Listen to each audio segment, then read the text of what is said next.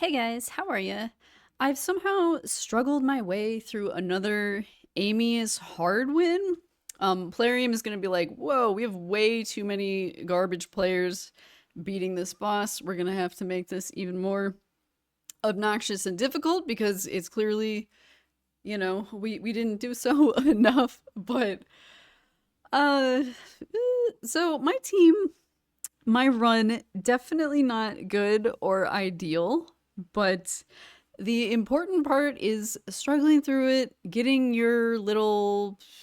What are these things called again? Go away, please. Oh my god, please really go away. The remnant summons. Yeah, so getting your little thingies, getting the cursed city progress. So I'll just show you what I did. Um, Usually I know I like to make my videos free to play friendly because I do not spend in the game. But unfortunately, I do have good champs, even though I don't spend. And this team is not really free to play at all. There's a void. Oh, there's multiple void Legos. I mean, this is an epic, but also void, fairly accessible. Artok free champ accessible, but definitely some not super accessible chimps. But I think I would say that the top three is the core of the team. This, even though these are good champs, you'll see in the fight they're not impactful because I can't do any damage with these champions versus this boss. He has too much HP, too much defense, and I don't have decreased defense and weaken and things to enhance their defense. Basically, what I was going for with the rest of the team is just people who can stand here and not die. So, like, these two champions are super good at that. But I do see potential here. I've used Tila in an Amius fight before. I've got my Brimstone. I've got continuous heal for everybody else. I've got HP burn, stuff like that. So, yeah, I've used that in an Amius fight. Padric is good, and I have done him in an Amius fight before, but his A1 can reset a skill cooldown or decrease skill cooldown, so that will really make him start taking a lot of uses of his A1 in his Eclipse form, which is the one that will kill you. So wouldn't super duper recommend that, but I can see like Drexstar being good. You've got Brimstone, you've got HP burn, he's not gonna die because he's defense based, or you could just build him with like HP if you're just trying to apply the burn and the brimstone. I see like Magnar. I've seen people use Mortu Macabre because he does have heal reduction on the A1. You could maybe use like really tanky Apothecary. I don't know. I didn't try, but I've seen people use tanky Arbiters. So this rotation, like, there's definitely stuff you can use that like other people have. This just happens to be what I used. It was actually, normally I have to try it 1,000 times. It was actually pretty easy, probably just 3 or 4 runs. So let me show you the run. Oh, this is just obs. So let me show you obs. But here is actual run. And it is like 10 minutes. Don't worry, I will not put you through it. But I'll just show you the core of my team and what I was going for and the things I did and why I did them. And if it helps even one person, then fantastic. But again, this is the core of the team. This is, these two, they don't do a lot. I'll show you. Okay, so this form, I'm not sure how familiar you are with Amius boss fight in general. I'll give you a little walkthrough just in case. So these two abilities here, you need to play around. This is the key one, and this is a big stun. So ideally, you want to have block debuffs on for this. And then it's also, this is the one that takes all of the debuffs that you put on him and it reverses them. So like if you had block buffs on him, he's now going to do block debuffs. If you had weaken on him, it's going to put strengthen. If you had decrease attack, it's going to put increase attack. So basically, hold off on what you're doing here until this ability is down. And then this one's just kind of a big attack. It does something else too. I think it like decreases your buff duration and increases his maybe, but this is definitely the ability to watch out for. So I do, like I said, I'm going to use block debuffs, and I'm going to use my HP burn. There's no harm in using it. You cannot reverse in HP burn, so this is not one of the debuffs that can be reversed. And nor is Brimstone. And Brimstone is actually, it's like so important. I would probably just restart if I didn't get it right here, because it's the easiest way to do damage to him for the average player, because it just does so much more damage than whatever you're doing. And then I can use like Nia's buffs here, no problem. We can use the Terrace ability, that's fine. But as you can see, the first ability, he heals all of it. So unless your team is way better than mine, your gear and everything, probably whatever you did there is just getting healed, so don't worry about it. But Brimstone's coming in, you know, we can do no damage if we want. And then as you can see, I'm being careful. I'm not going to use the decrease attack on Artok because he's going to reverse it into an increase attack. And then he'll do 85 bajillion damage and we'll all die. And that would be counterproductive. So, I don't really know. I mean, you can do whatever you want. I just increased, you know, I gave him back his cooldown since that's like my main damage, basically. As you can see, Brimstone doing everything. My Nugers, like, you know, you'd have to have some insane gear to actually be doing some damage here. Coming in with the HP burn again.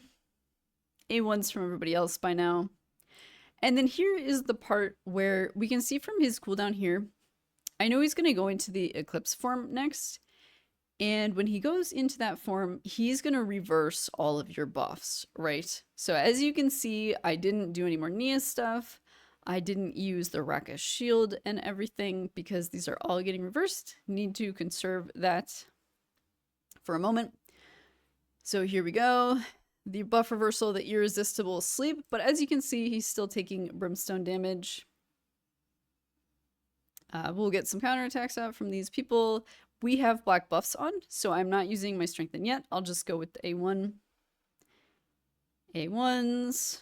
I got the cleanse on Rekka, so that's why that's important. And then this is really important too. I don't actually care that he's not HP burned. I'm using this ability because I want the decreased attack, because he has this really hard hitting A1. And it's like the Mortu Macabre Peril. It's like ignore shield, ignore defense. So we really want to decrease the damage of this.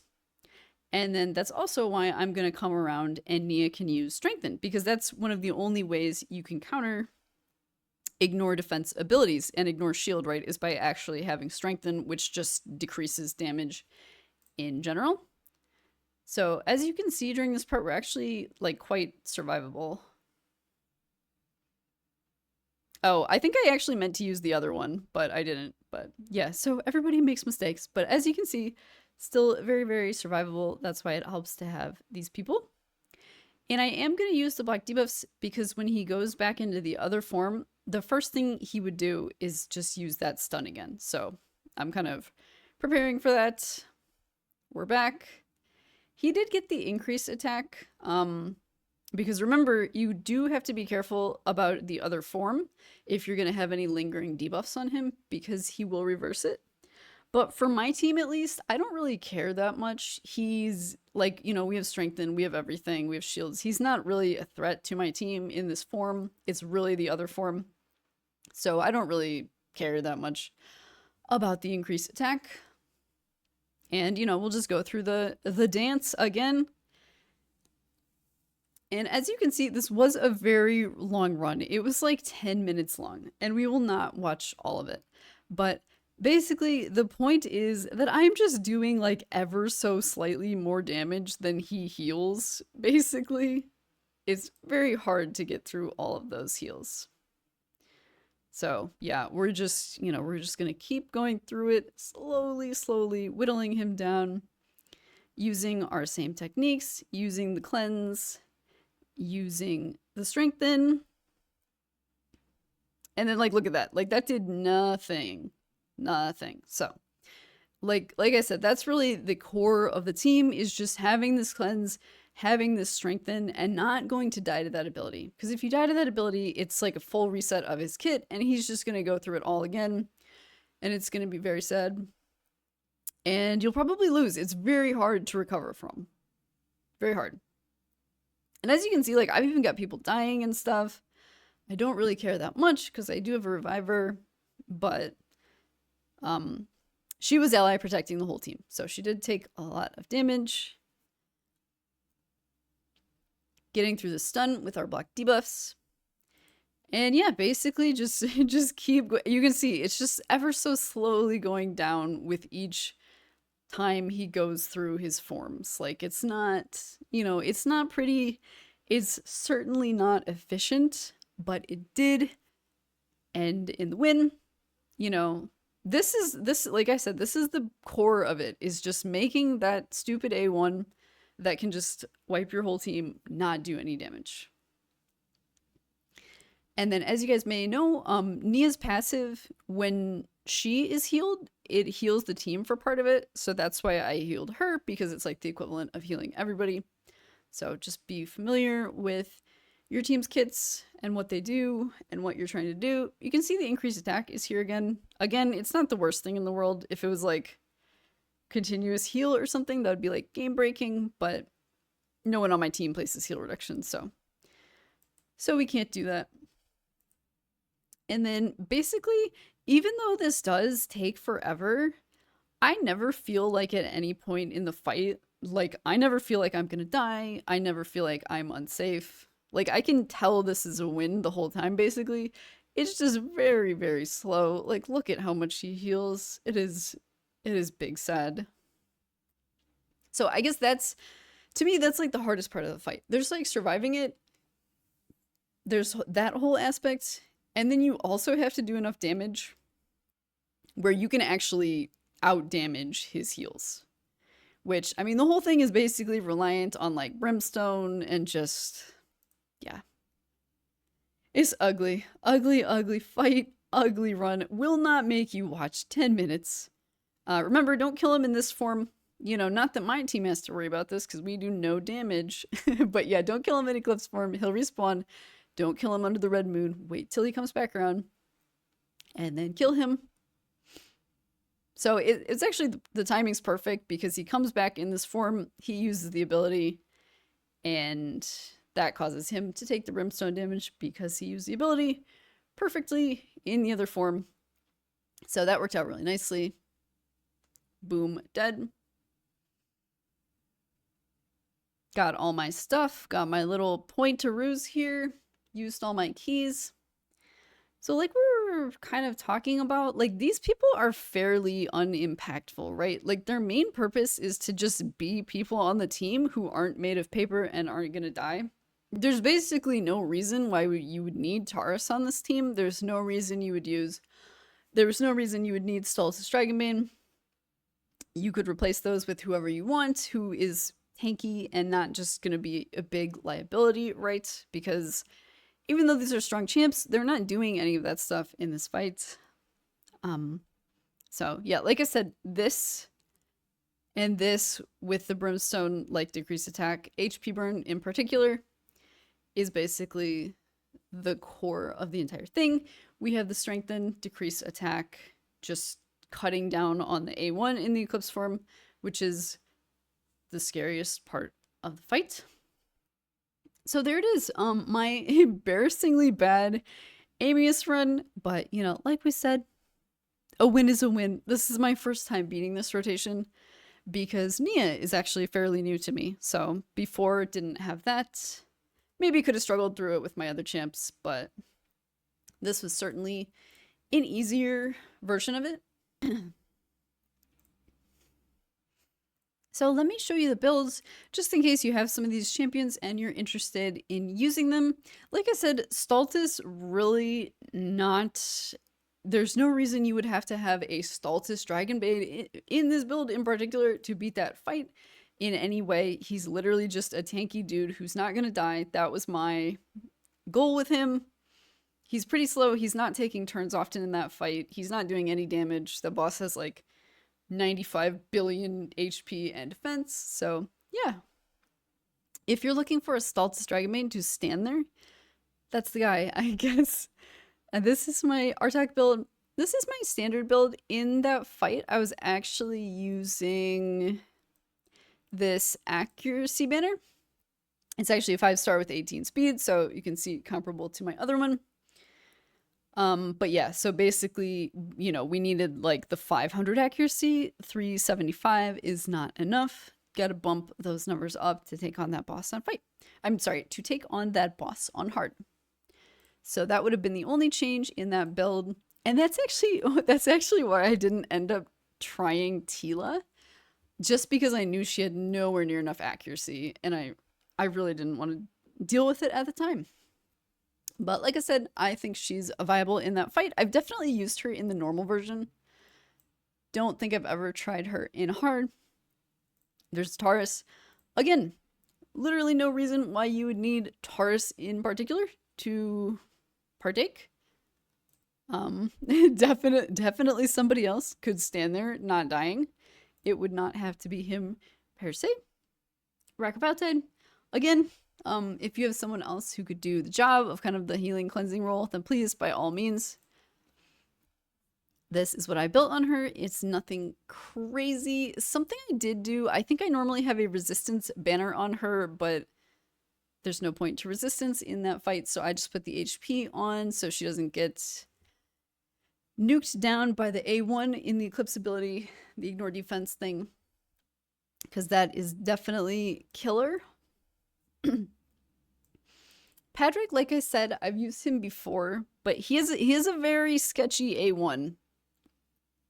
The cooldown, the skill decrease cooldown.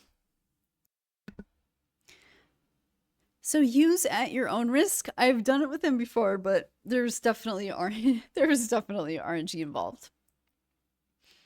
I think Nia is the last one. Like I said, she is key, in my opinion, with the ally protect strengthen, stops one person in particular from being taken down, and then plus just strengthen for everybody. Even though it is the baby strengthen, so really good ability. The 3-star cruelty should have helped out with the damage a tiny bit. That's my build for her. It's provoke set because I use her in Hydra, so it's good to have the backup provoke. And then she obviously does not have enough accuracy, neither would Taurus or Stultus, but none of them are really, you know, Stultus can't stun this boss, he can't place any of these other things, so it doesn't matter. And was that everybody? Yep, it was. Well, there you have it, guys. There is my amazing 10.5 minute Amius world record speedrun team. Again, I'm sorry that I can't offer a free-to-play solution for you guys, really. I'm just showing you the actual team that I used, struggling through this fight like I always do. Let me know how you're doing in Curse City or this fight, period, your thoughts and opinions, the team you're using. And as always, you guys, thank you for watching and take care of yourselves. Goodbye.